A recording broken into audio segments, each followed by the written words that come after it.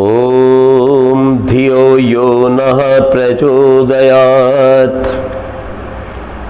उपस्थित सभी प्यारे देशवासियों, नौजवानों, माताओं, बहनों और सज्जनों, आपके लिए एक बहुत बड़ा संदेश है। वो संदेश है धर्म को लेकर। धर्म सबको धारण करता है। धारित सौ धर्म। धर्म में पक्षपात नहीं है, पशु हिंसा नहीं है, नर नारी का भेद नहीं है, दाढ़ी मूछ और बिना दाढ़ी का कोई फर्क नहीं है, काले गोरे का झगड़ा नहीं है, अमीर गरीब का झगड़ा नहीं है। यह धर्म कहता है। और धर्म का मुख्य ग्रंथ जो आज से लगभग 1 अरब 97 करोड़ वर्ष पुराना है, उसका नाम वेद है। केवल हम भारतीय नहीं कह रहे, इस बात को मैक्स मूलर ने भी कहा, Veda is the oldest book in the library of the world. के बात केवल मैं आचार्य आर्य नरेश नहीं कह रहा हूं, इस बात को गिनी बुक ऑफ रिकॉर्ड्स, ईसाइयों का देश अमेरिका कहता है कि संसार का सबसे प्राचीन अगर कोई धर्म है तो वेद है। क्यों? क्योंकि वेद किसी मनुष्य की वाणी नहीं है, किसी ऋषि की वाणी नहीं है, किसी बाबा फकीर की मन घड़ंत कहानी नहीं है। ये सृष्टिकर्ता, संसार के निर्माता, परमपिता परमात्मा की वाणी है। और ये वेद केवल हिंदुस्तान का धर्म नहीं है, सारे विश्व का धर्म है। क्यों? भगवान ने सूरज बनाया किसके लिए? केवल हिंदुस्तान के लिए नहीं, सबके लिए। चंद्रमा, तारे, पृथ्वी, वर्षा, फल, फूल, अन्न, सब कुछ भगवान ने बनाया है। ये केवल भारतवासियों के लिए नहीं है, इस धरती पर उपस्थित हर देश और हर नागरिक के लिए। इससे क्या पता चला कि भगवान जो कुछ बनाते हैं वो सबके लिए बराबर बनाते हैं। सूरज के ऊपर कहीं हिंदू का नाम नहीं लिखा, चंद्रमा पे नहीं लिखा, धरती पर कहीं हिंदुस्तान का नाम नहीं लिखा हुआ, हिंदू का नाम नहीं लिखा हुआ। और इसी तरह भगवान के दिए धर्म वेद में कहीं पर हिंदू का नाम नहीं है, हिंदुस्तान का नाम नहीं है, मुसलमान, ईसाई, पारसी, यहूदी, किसी का नाम नहीं है। इससे पता चलता है कि वेद एक विश्व धर्म है, सबके मनुष्यों की उन्नति का धर्म है, इस धरती की शांति का धर्म है। और जो मजहब है उसमें क्या अंतर है? मजहब मनुष्यों से चलते हैं जिनकी बुद्धि कम है, जिन्होंने अपने पीछे अपने गठजोड़ बनाकर अपनी इज्जत को, पैसे को बढ़ाना है, अपनी इच्छा को पूर्ण करना है, लोगों को मूर्ख बनाना है, आपस में लड़ना है। इस बात को सीखो। इसलिए जितने भी मजहब के ग्रंथ हैं उनमें सब में लड़ाई, झगड़ा, फसाद, दूसरों की हत्या करो, ये बातें मिलती हैं। और आज मजहब को मानने वाले ही सारी दुनिया में सबसे अधिक लड़ रहे हैं विदेश में। नाम लेने की जरूरत नहीं, आप समझदार हैं, सब जानते हैं। लेकिन वेद में लड़ने झगड़े की बात नहीं है। संगच्छदम संवददम संवो मनांसी जानतम, प्यार से मिलकर चलने की बात है। अन्य विहारियत, एक दूसरे से प्यार करो, इस बात को कहा गया है। उत्क्रमणस्ते पुरुषा, ऊपर उठो। मांसम नाशनीयाप सुराम्मा पीव अक्षरमा दिव कृषिम कृषस्व, मांस मत खाओ, शराब मत पियो, जुआ मत खेलो, कृषि करके अपने देश को महान बनाओ।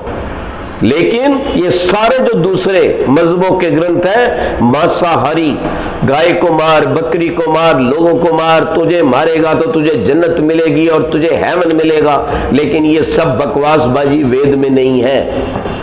और एक बात बता देना चाहता हूं, वेद में जातिवाद बिल्कुल नहीं है, छुआछूत बिल्कुल नहीं है। वहां कहा गया मनुर्भाव, मनुष्य बनो, श्रेष्ठ मनुष्य बनकर मनुर्भव जन दैवम जन्म, और वैसी अच्छी संतान को बनाओ।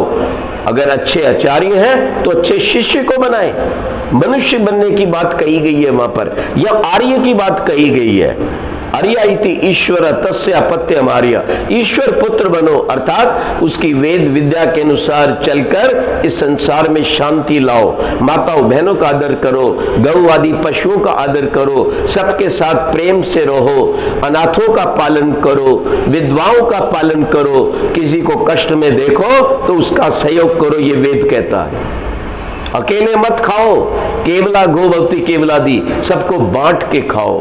याद रखो, याद रखो, जो अकेला खाता है उसे पापी कहा गया वेद में, इसलिए बांट कर खाने का विधान है। ये वेद की विद्या है। ये विद्याएं, ये सूत्र दुनिया के किसी ग्रंथ में नहीं मिलते।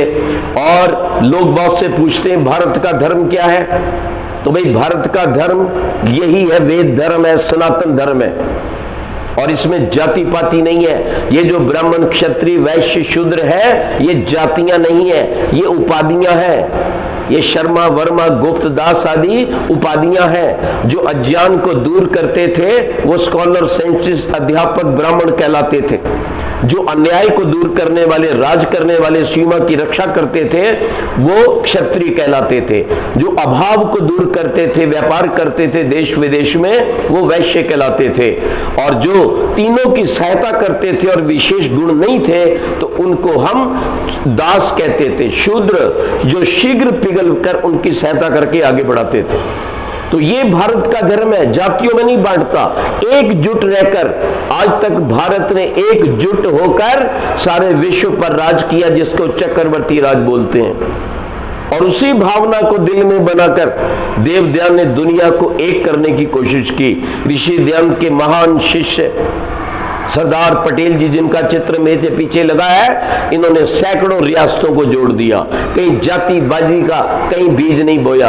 अपनी वोट के लिए जो दुष्ट नेता जाति बाती का बीज बो रहे हैं वो देश के गद्दार हैं, मैं ये मानता हूं। और भारत का धर्म सनातन धर्म है, वो कहता है बुराई को हटाओ, अच्छाई को लाओ। और यही बात आपका संविधान कहता है। संविधान में क्या लिखा है? संविधान के सेक्शन 51(8) में लिखा है, it is the duty of every citizen of Bharat to have a scientific temper, humanism and a spirit of inquiry and reformation. Inquiry और रिफॉर्मेशन, खंडन और मंडन करो। जो ऋषि दयान ने कहा, जो अच्छी चीज है ग्रहण करो, अगर बुरी आ गई तो बाहर निकाल दो। अब चावल लाते हो, कोई भी चीज लाते हो, सब कुछ ऐसे नहीं खा लेते, छान के खाते हो।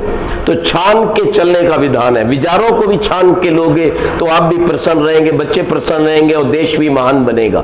ये उपदेश दिया गया आपके संविधान में। दूसरी एक भ्रांति है बहुत बड़ी, वो लिखा है कि सेकुलर, लेकिन संविधान में सेकुलर का अर्थ धर्मनिरपेक्ष नहीं है। पढ़ के देखो संविधान, तुम पढ़ते नहीं हो।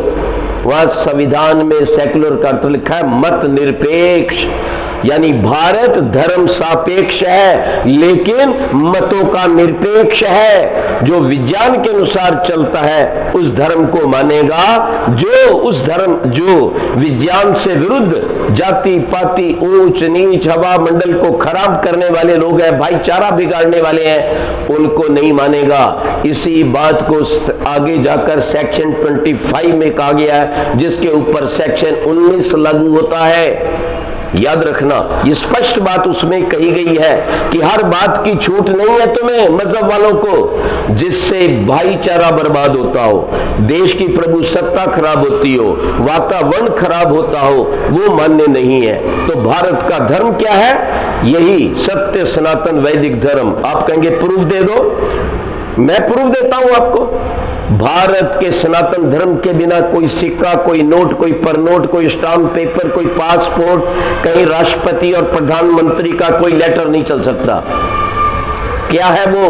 सत्यमेव जयते, जो आज से लगभग 100 वर्ष पहले देव दयान ने सत्यार्थ प्रकाश के भूमिका में लिखा था।